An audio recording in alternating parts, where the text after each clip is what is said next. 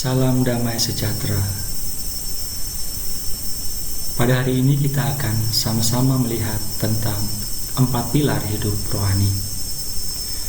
Kita mulai memahami bagaimana seorang Kristen harus bertumbuh, seperti tanaman mulai dari benih yang ditabur ke tanah, kemudian disirami, dipupuk, dirawat, hingga akhirnya berbunga dan berbuah. Demikian juga dengan hidup rohani kita. Ada ungkapan dari Santo Gregorius Nyssa, dalam hidup rohani, tidak maju berarti mundur. Tidak ada istilah berhenti di tengah jalan, atau cukup sampai di sini saja. Karena hidup rohani merupakan proses terus-menerus, dengan segala perjuangannya. Dan proses ini akan berhenti jika kita telah bersatu dengan tanah atau mati.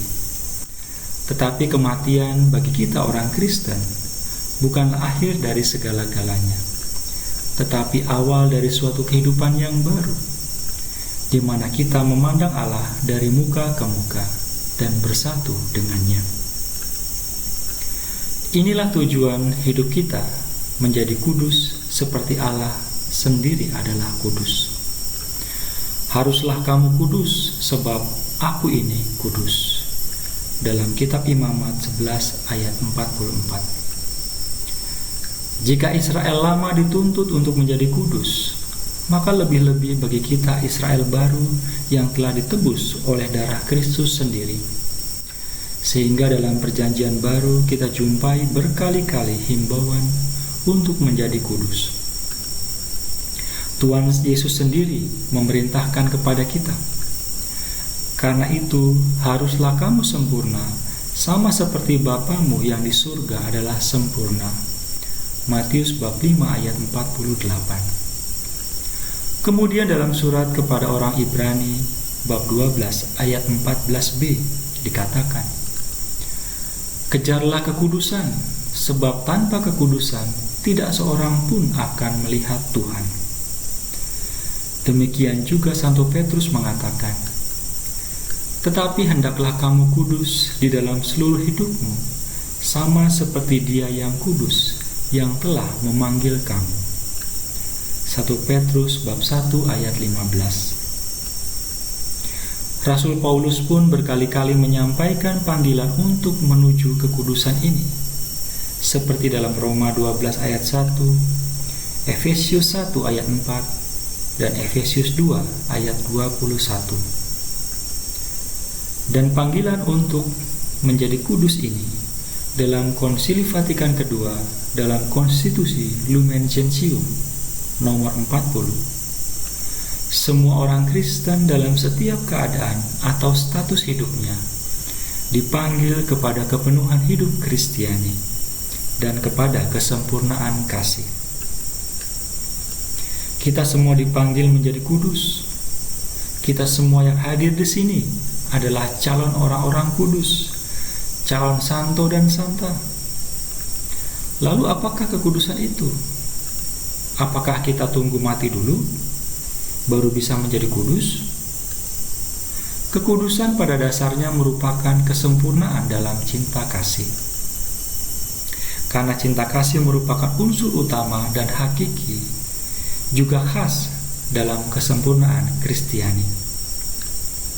Semakin kita bertumbuh dalam cinta kasih, maka kita juga akan bertumbuh dalam kekudusan. Dalam retret ini telah dibahas mengenai cinta kasih. Pertama-tama cinta kasih kepada Allah, kemudian cinta kasih kepada sesama. Mengasihi Allah demi dirinya sendiri, mengasihi diri kita sendiri, dan mengasihi sesama demi Allah. Semakin kita bertumbuh dalam cinta kasih ini, maka semakin kita bertumbuh di dalam kesempurnaan Kristiani. Dan nilai manusia di hadapan Allah tidak diukur berdasarkan kemampuan-kemampuannya, prestasinya, hartanya, kedudukannya, dan bagi yang sudah mulai melayani Tuhan, nilai kita tidak diukur berdasarkan banyaknya dan besarnya pelayanan di hadapan Allah. Atau Kala di bidang doa, banyaknya vision-vision, ekstase, levitasi dan sebagainya. Tidak. Manusia tidak diukur berdasarkan itu semua, tetapi manusia diukur berdasarkan cinta kasih. Santo Yohanes Salib, seorang pujangga gereja dari Ordo Karmel yang digelari doktor mistik atau hidup rohani, mengatakan, pada senja kehidupan ini, kita akan diadili menurut cinta kasih. Untuk berkembang dalam cinta kasih ini, dan agar kita boleh sungguh-sungguh memelihara hidup yang baru telah diberikan Tuhan kepada kita, serta agar kita dapat mengalami kuasa Allah yang memperbarui lewat Roh Kudus, maka yang paling mendasar dan merupakan inti hidup Kristen adalah hubungan pribadi dengan Allah di dalam Yesus Kristus. Jika orang Kristen melalaikan hubungan pribadi ini, maka ia tidak ubahnya dengan mayat yang berjalan. Karena secara fisik ia kelihatan hidup, padahal jiwanya mati. Kelihatannya hidup dan melakukan pelbagai aktivitas, tetapi jiwanya mati. Ia menjadi realitas orang modern dewasa ini. Untuk tubuh jasmani, semuanya diperhatikan, betul-betul dirawat. Segala tenaga dikerahkan untuk mencari pemuasan tubuh ini agar lebih cantik, lebih langsing, lebih gagah, lebih sehat, dan sebagainya. Tetapi sayangnya tubuh rohani, yaitu jiwa, seringkali tidak diperhatikan atau tidak dirawat. Padahal jiwa inilah yang menentukan untuk kehidupan kita sesudah tubuh jasmani ini mati. Kalau kita renungkan dari hal ini, maka hubungan pribadi dengan Allah ini sangat menentukan bagi hidup kita kelak, dan sudah mulai sekarang ini, karena pada dasarnya kehidupan kekal ialah mengenal Allah dan mengenal Yesus Kristus yang telah diutus Allah. Yohanes 17 ayat 3. Oleh karena itu, hubungan pribadi dengan Allah harus dikembangkan. Pertanyaannya adalah, bagaimana mengembangkan hal ini? Sebetulnya untuk itu tidak sulit, karena Yesus telah memberikan sarana. Pertama, Dia telah memberikan Roh-Nya sendiri, dan Roh itu telah mencurahkan cinta kasih ke dalam diri kita. Seperti yang dikatakan oleh Rasul Paulus dalam Roma 5 ayat 5. Pengharapan tidak mengecewakan, karena kasih Allah telah dicurahkan di dalam hati kita oleh Roh Kudus yang telah dikaruniakan kepada kita. Sehingga dengan percaya kepada Yesus Kristus, kita diberi Roh Kudus, dan berarti kita dimampukan untuk hidup sebagai anak-anak Allah. Supaya hubungan ini dapat terus berkembang, ada sarana-sarana pokok, di mana kita harus memakainya untuk membangun bangunan rohani kita. Ada 4 pilar penyangga seluruh bangunan rohani kita, yaitu pilar yang pertama ialah doa. Doa merupakan bagian yang sangat penting dalam kehidupan orang Kristen. Kita harus meneladani kehidupan Tuhan Yesus sendiri, yang walaupun di tengah-tengah segala kesibukannya, Dia selalu meluangkan waktu untuk berdoa. Entah itu pada malam hari setelah bekerja keras harian penuh. Bisa dibaca dalam Matius 14 ayat 23, Markus 6 ayat 46, dan Yohanes 6 ayat 15. Atau pagi-pagi sekali sebelum fajar menyingsing, ia bangun dan mencari tempat yang sunyi untuk berdoa. Markus 1 ayat 35, Lukas 4 ayat 42, dan Lukas 9 ayat 18. Doa ini selain untuk menjalin relasi pribadi yang mesra dengan Bapa, juga mengawali setiap saat penting di dalam hidup Yesus. Misalnya permulaan karyanya di depan umum setelah pembaptisan di Sungai Yordan. Sebelum memilih ke-12 murid, waktu perubahan rupa di atas gunung, sebelum mengajar doa Bapa Kami dalam Lukas bab 3 ayat 21, Lukas 6 ayat 12, Lukas 9 ayat 29, dan Lukas 11 ayat 1. Ia berdoa untuk para murid, khususnya untuk Petrus, sebelum menghadapi pencobaan besar itu. Ketika di Taman Getsemani, dalam kegelisahannya yang dahsyat, ia mengajak para murid berdoa dan berjaga-jaga. Bagi Tuhan Yesus, doa merupakan prioritas, walaupun sesungguhnya dalam seluruh hidupnya, dia sudah bersatu terus-menerus dengan Bapa. Maka kita pun harus meneladani Tuhan sendiri. Seperti yang telah disabdakan Tuhan sendiri, di mana hartamu berada, di situ hatimu berada. Jika Allah menjadi harta kita, menjadi penting bagi kita, dan menjadi prioritas dalam hidup kita, maka kita pasti menyediakan waktu untuk menjalin hubungan pribadi dengannya. Karena pada dasarnya, doa adalah memasuki hubungan pribadi dengan Allah dalam iman dan cinta kasih. Santa Teresia Avila mendefinisikan doa sebagai suatu persahabatan dengan Allah. Berbicara dengan seorang sahabat yang mengasihi kita. Doa intinya merupakan suatu komunikasi antara seorang sahabat dengan sahabatnya, atau seorang anak dengan bapaknya yang maha baik. Kalau dalam kehidupan sehari-hari kita mempunyai sahabat-sahabat, apalagi jika itu sahabat yang akrab, kita pasti ada waktu untuk bersama-sama dengan dia. Apalagi kalau orang sedang jatuh cinta, ingatan, pikiran, angan-angan pasti terus terbayang si dia. Omong kosong kalau orang jatuh cinta, tetapi tidak ada waktu untuk orang yang dicintainya. Demikian juga dalam hubungan dengan Allah. Dia yang maha segala-galanya mau bersahabat dengan kita, ciptaannya, maka kita pun perlu menyediakan waktu yang khusus untuk bertemu dengan dia secara pribadi. Satu hal yang perlu diingat, doa tidak tergantung perasaan-perasaan kita. Misal kalau sedang doanya lama dan menggebu-gebu. Kalau doanya terasa berat, kering, doanya kemudian dikorting, bahkan ditinggalkan. Tentunya ini tidak benar. Sikap yang benar, entah itu ada hiburan atau tidak, entah itu basah atau kering, ya tetap doa. Sesuai dengan waktu yang telah Anda persembahkan kepada Tuhan.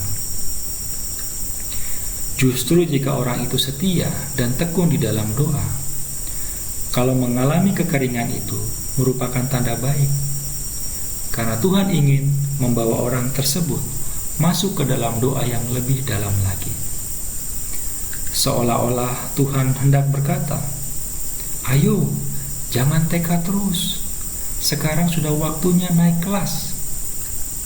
Ini merupakan tanda bahwa Tuhan mulai mau memberikan makanan yang keras, tidak susu terus-menerus. Yang terpenting di sini adalah ketetapan hati untuk terus setia dan bertekun di dalam doa. Dan ini hanya diberikan bagi yang tekun. Sedangkan kalau doa Anda asal-asalan, kalau terasa kering, atau lebih tepat disebut suam, yaitu salah sendiri. Tapi Anda juga perlu menolak hiburan-hiburan dalam doa. Kalau Anda mengalami kemanisan dalam doa, terimalah dan bersyukurlah kepada Tuhan. Karena hiburan-hiburan itu akan memberi semangat dan kekuatan bagi Anda untuk lebih mendekatkan diri lagi kepada Tuhan. Jadi, semua terserah Tuhan. Hiburan oke, kekeringan juga oke. Yang penting, kita tidak mencari-cari pengalaman dalam doa. Biarlah semuanya terjadi sesuai dengan kehendak Tuhan. Kita akan melihat pilar yang kedua, yang erat hubungannya dengan hidup doa, yaitu hidup di hadirat Allah. Selain kita memerlukan waktu-waktu khusus untuk berjumpa dengan Allah sendiri secara pribadi melalui doa-doa kita, maka kita perlu menyadari kehadiran Allah secara terus-menerus dalam hidup keseharian kita. Allah hadir begitu dekat.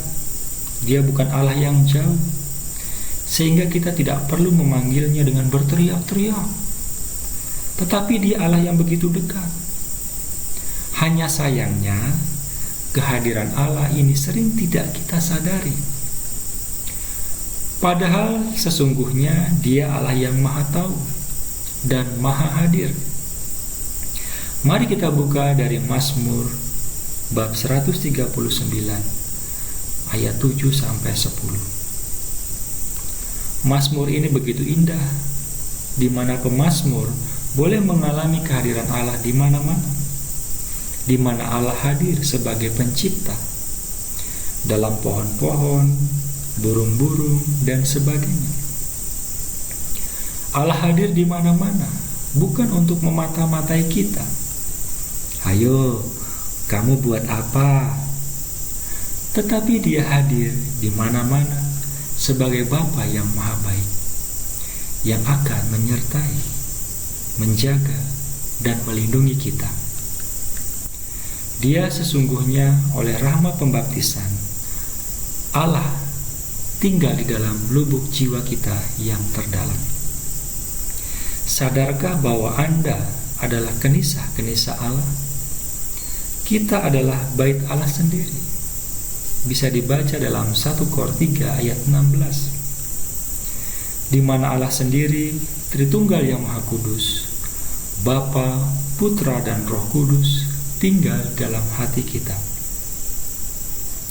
Bayangkan saudara, bahwa Allah mau menjadikan hati kita surga kecil bagi kediamannya. Tetapi sayangnya, walaupun Allah tinggal di dalam diri kita, seringkali kita biarkan begitu saja. Berapa kali dalam sehari Anda mengingat Dia yang hadir dalam hati Anda? Bayangkan kalau ini terjadi pada kita, dicuekin oleh orang terdekat, misalnya oleh teman, sahabat, orang tua yang tinggal serumah, tetapi tidak saling sapa, cuek.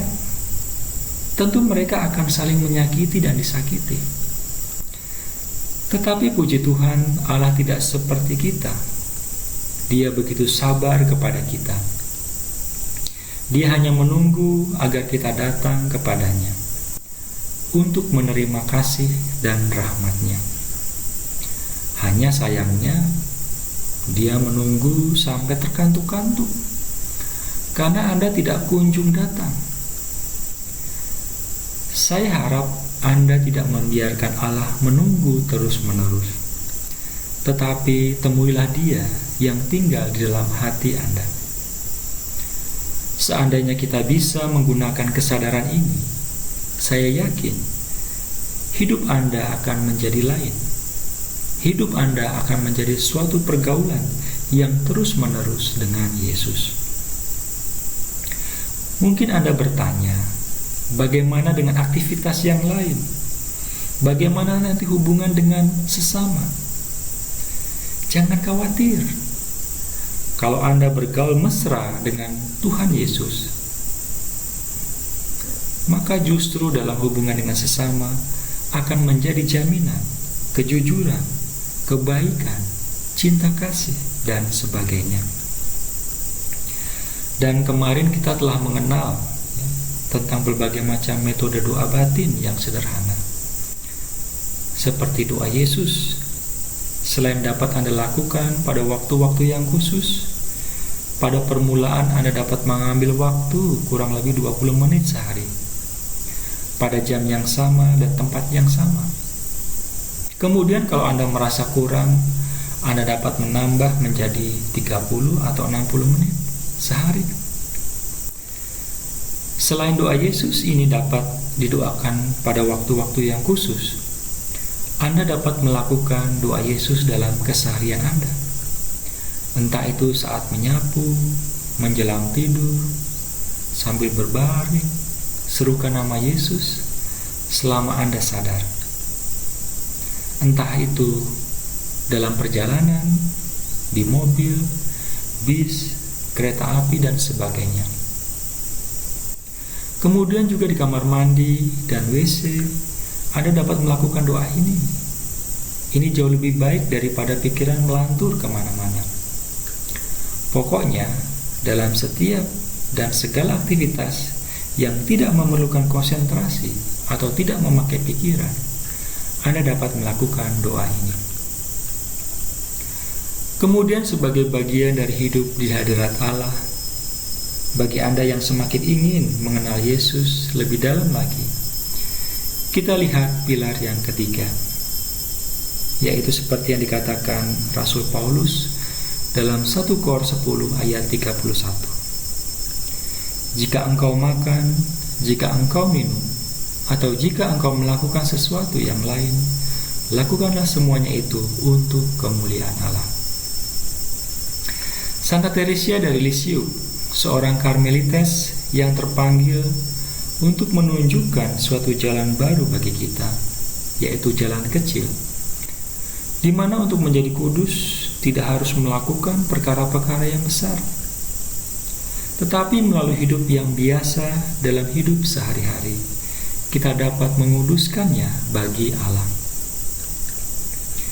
Dan Santa Teresia yang hidup sangat tersembunyi dalam biara OCD yang tertutup, menjadi besar di hadapan Allah dan di dalam gereja karena kesetiaannya menghayati jalan kecil ini, melakukan perkara-perkara kecil yang biasa, segala pekerjaan sehari-hari, tetapi semuanya itu dilakukan dengan cinta yang besar kepada Yesus. Perlu selalu kita sadari bahwa setiap perbuatan di hadapan Allah tidak diukur berdasarkan besar dan prestasi lahiriah, tetapi diukur dari cinta kasih yang menjiwainya. Bahkan dalam perkara-perkara yang paling sepele pun, jika itu dilakukan demi cinta kasih kepada Yesus, akan mempunyai nilai yang tinggi dan menjadi indah. Secara konkret, Santa Teresia mengajak kita untuk melakukan segala sesuatu demi cinta kepada Yesus, untuk menyenangkan hati Yesus. Kita menyenangkan Yesus dan mencintainya karena Dia lebih dahulu mencintai kita, dan Dia layak dicintai demi dirinya sendiri. Demikian juga kalau ada hal-hal yang tidak enak, hal-hal yang menyakitkan, beban-beban salib dalam kehidupan kita, persembahkanlah semuanya itu kepada Tuhan Yesus Kristus demi cinta kepadanya. Beban-beban dan salib-salib itu hanya ada di dunia ini, sedangkan di surga tidak ada. Salib-salib itu terjadi karena seringkali yang membuat masalah, apa yang baik dan kuinginkan tidak kulakukan, tetapi apa yang jahat dan tidak kuinginkan justru aku lakukan. Salib-salib itu hanya ada di dunia ini, dan salib-salib ini makin kita rasakan atau kita berusaha menghindar dan berontak, maka salib-salib itu akan semakin berat. Oleh karena itu, persembahkanlah salib-salib dan segala sesuatu yang tidak enak serta menyakitkan, di mana semuanya itu seringkali datang tanpa bisa kita hindari. Persembahkanlah demi cinta kepada Yesus. atau untuk kemuliaan Allah dan demi penyelamatan jiwa-jiwa. Maka tanpa kita sadari, salib-salib itu akan menjadi lebih ringan karena kita pikul bersama-sama Yesus. Dan apa yang menjadi sumber sukacita bagi Anda menjadi kesuburan rohani dalam hidupmu, menjadi sumber kekuatan untuk berkembang dalam hidup rohanimu sendiri. Kemudian pilar yang keempat, khususnya bagi mereka yang sungguh-sungguh ingin berkembang dalam hidupnya sebagai orang Kristen. Karena dewasa ini banyak juga orang Katolik yang merindukan suatu kehidupan yang betul-betul harmonis dengan Tuhan, yang ingin mengenal Yesus secara lebih mendalam, yang ingin mengenal Allah dan tumbuh dalam pengenalan ini. Maka pilar keempat yang akan menopang hidup kita yaitu disponibilitas, yang berarti kerelaan dan keterbukaan serta kesiapan untuk menerima bimbingan Roh Kudus. Tanpa Roh Kudus kita tidak dapat berbuat apa-apa. Hal ini dengan jelas kita sadari. Dan oleh Rasul Paulus dikatakan, untuk mengakui Yesus adalah Tuhan, kita membutuhkan Roh Kudus. 1 Kor 12 ayat 13. Demikian juga untuk berseru Aba Bapa kepada Allah, memanggil Allah dengan sebutan yang sangat mesra, seperti seorang anak kepada bapaknya. Daddy, Papi, Papa. Ini hanya dapat dilakukan oleh Roh Kudus. Roma 8 ayat 15. Demikian juga menerima Yesus Kristus sebagai pusat hidup kita, agar Dia sungguh-sungguh menguasai hidup kita dan menjadikan kita sungguh-sungguh anak-anak Allah. Kita membutuhkan Roh Kudus. Kita mau membiarkan Roh Kudus bebas berkarya di dalam diri kita tanpa hambatan. Untuk itu, kita mau melepaskan ikatan-ikatan dan segala hambatan-hambatan yang ada dalam diri kita. Memang saat menerima pencurahan roh, kuasa Roh Kudus itu dilepaskan secara baru di dalam diri kita. Dan kita mulai memasuki hidup di dalam roh. Tetapi hal ini perlu selalu diperbaharui. Dan malam ini kita akan bersama-sama berdoa, mohon suatu pembaharuan pencurahan roh, agar Roh Kudus hadir secara lebih aktif dan kembali mengobarkan semangat kita. Mungkin apinya mulai meredup, kita mohon lebih aktif, dan agar Roh Kudus kembali dikobarkan. Roh Kudus yang sudah menyala, kita mohon agar menjadi lebih berkobar-kobar lagi. Kemudian selain kita memohon pembaharuan pencurahan roh ini, kita juga harus bekerja sama secara aktif dengan Roh Kudus untuk menyingkirkan hambatan-hambatan dan ikatan-ikatan di dalam diri kita. Ikatan-ikatan itu seperti keinginan-keinginan tidak teratur, dendam, sakit hati, dan lain-lain. Itu kita lepaskan sehingga kita menjadi semakin terbuka terhadap Roh Kudus, sehingga Dia sungguh-sungguh bisa menggerakkan kita, dan Dia bisa memimpin seluruh hidup kita, sehingga hidup kita betul-betul suatu hidup yang dibimbing oleh Roh Kudus. Maka akan terlaksana apa yang dikatakan oleh Rasul Paulus dalam Roma 8 ayat 14. Anak-anak Allah ialah mereka yang digerakkan oleh Roh Kudus. Jika keempat pilar hidup rohani ini terpancang dengan kokoh, maka bangunan hidup rohani kita akan berkembang menjadi indah sekali. Demikian juga bagi Anda yang terpanggil untuk melayani Dia.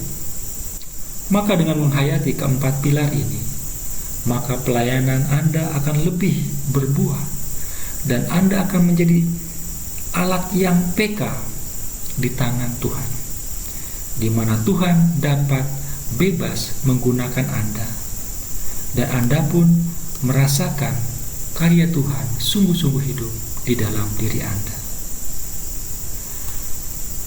Tuhan memberkati.